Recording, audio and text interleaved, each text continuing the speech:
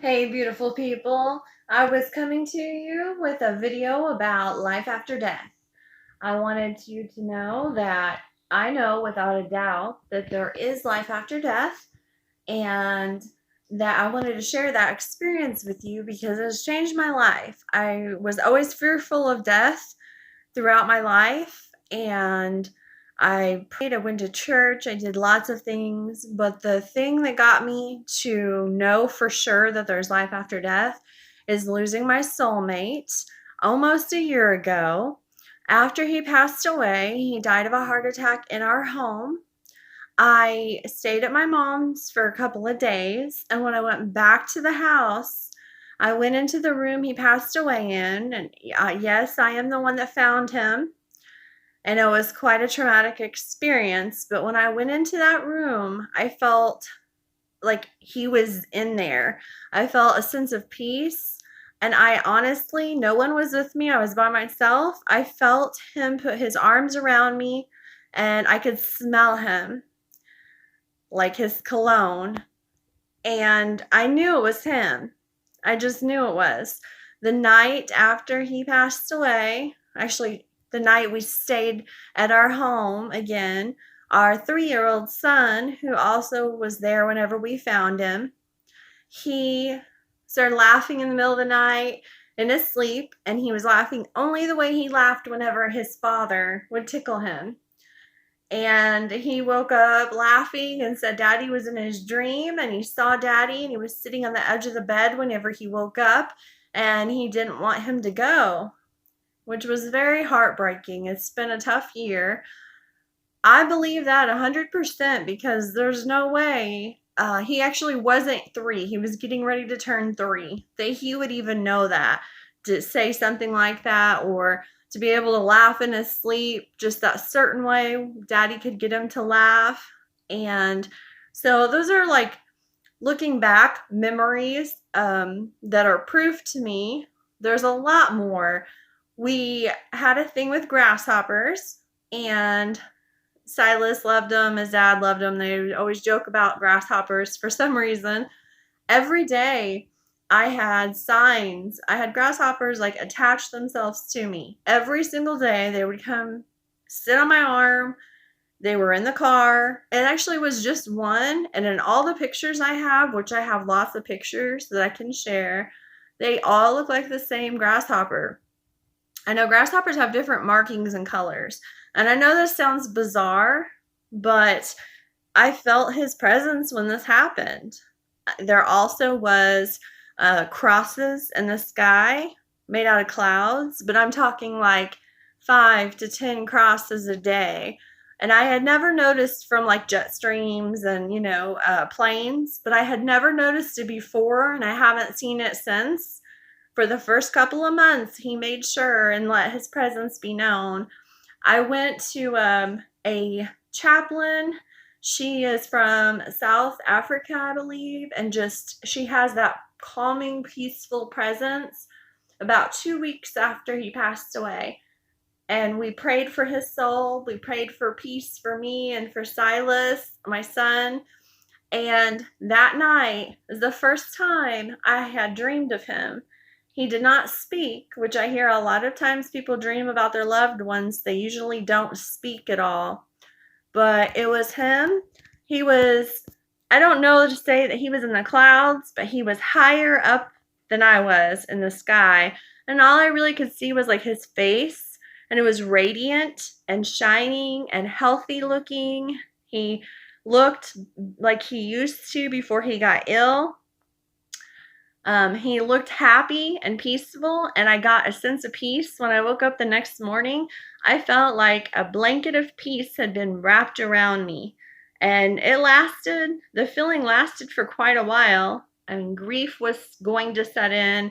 Everyone deals with it differently, of course, but that got me through the first couple of months. And Silas had a really hard time, so these little signs, like, he was seeing, like, I wasn't telling him what I was seeing, but he was coming to me and telling me, Daddy's right next to me, and we were painting.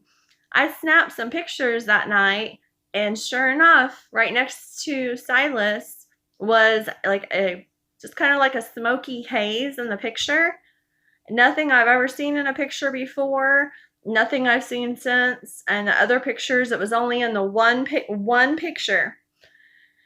So the sense of peace that I got from all of that is amazing. Like, I know somehow he made me feel we are all connected, like we are all one. Like maybe we're all cells of God, I guess you could say, to make up a whole. We're all connected. Even people, people that don't like us, people that we don't like, one day we're going to realize that we're all one and God is love. And the afterlife, I can't tell you what it's like. I just know that he was peaceful and happy and he was okay. And I think our human minds, like, it's beyond comprehension of what our human minds can really imagine, because it's just so different. And I do believe that, there's a higher power, and I'm not saying anything about anybody that believes other religions, other ways. Jesus, God, everything is real, but it's also like within us. Like, I wish I could make you feel how I feel about it. I don't want to die anytime soon, but I'm not scared to. I know that he passed to the other side.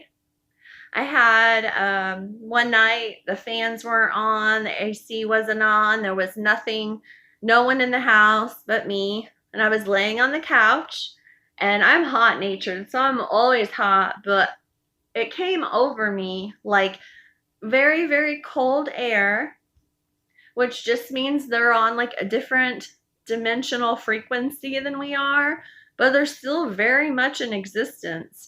It just kind of like wrapped around me, like I could feel it, and it made me so peaceful. The other thing that happened was that I was sitting in the living room one night, just laying on the couch. My kids, again, were not there that day, and I saw a haze, different than the picture, bigger. It was like a cloud of smoke. There was no smell. There was no smoke smell. There was no candles burning, nothing. And it just floated past me. And I felt so much comfort from that. There is no doubt in my mind that we do go on after death. And I hope if you are grieving, or if you are having fear of death or trouble understanding it, I can't give you all the answers until I get there myself. I do pray and I meditate a lot to try to get that higher being of myself so I can connect more with my soul side, because I miss my soulmate, my best friend. It'll be 1 year on August 13th, and he was 33 years old. So it's quite a shock.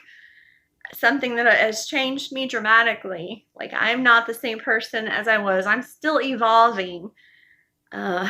Today also is my best friend's. She had a soulmate. There's different kinds of soulmates that we have in life, but he died 3 years ago today. And it was right after her birthday. And then my soulmate died right before my birthday. Like, me and her have synchronicities that are out of this world. Like, if I told you, you wouldn't even believe me. But I know without a doubt that you do not have to fear death. Be a good person, positive vibes, try to have love and do the right thing. And you don't have to fear death. It's just a voyage. Like, this is I don't want to say this is a test run, because this is this life. This is like, our soul does leave our body, but we do also carry memory of our lives. And we have people that we are connected with more, like soulmates, throughout different lifetimes. So I just wanted to give you this hope And I pray that you believe this because it is true 100%. I would never ever let you know something or tell you something that was not true. And it has given me the most comfort. I'm not scared of death and I'm not scared of life anymore. So, with that being said, I send out all my love to you. If you like my channel, Lulu Love, please subscribe to it. I'm trying to get a base of followers out there so I can start making more videos and being more productive. And my dream is to be a motivational speaker for people that have depression, anxiety, coping with grief, addiction, suicide. I am a suicide survivor. I may have said that before. I'm not ashamed of it. The mental stigma that goes with it is just very, very unfair because the world is hard and most people have something. Whether they're truthful about it, they might be hiding it. But we all have something, like we get depressed about things, or it's taken me this whole time to get myself where I can get up and get a shower. And I thought it stopped. I'm sorry. It's taken me a long time. Well, it's taken a year, and I think that it'll continue changing me as we go. And I have to understand that, you know, I can't get back to a normal life. My normal life is gone. I have to become a new normal. So that helped me. It took a year or so of praying and meditating and researching to understand that. But I am not the same person. I've lost friends over it because I'm just a different person now. And that's the only thing we can depend on in life is that change. Everything changes and it will continue to change. And we have to either grow with it, adapt, or we will be suffering when we don't need to be. We can be happy even without our loved ones. We'll always miss them and hold them dearly in our hearts.